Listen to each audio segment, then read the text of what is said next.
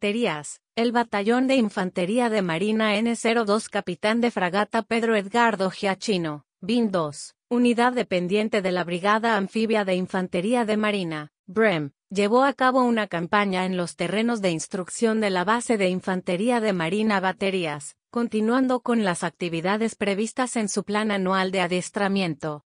Las tareas se desarrollaron en el marco de una situación táctica, y permitieron integrar algunas de las múltiples y variadas capacidades con las que cuenta la Armada Argentina, así como también contó con la participación de diversas unidades.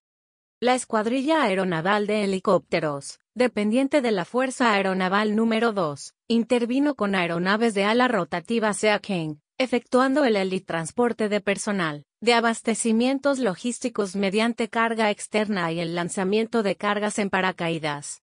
En este marco, personal de la agrupación Comandos Anfibios estuvo a cargo de la preparación y lanzamiento de las cargas, mientras que el transporte a Bahía San Blas contribuyó con personal y material para efectuar la vinculación de la carga externa con el helicóptero Sea King.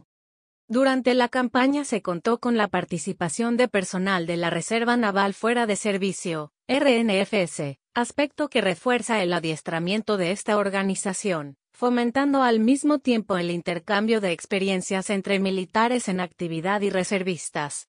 Como parte de las actividades se desarrolló además tiro con las armas de apoyo de la unidad, práctica de la que participó el Batallón de Infantería de Marina número 3 Almirante Eleazar Videla, BIN 3, también dependiente orgánicamente de la BREM, pero con asiento en la Base Naval Zárate.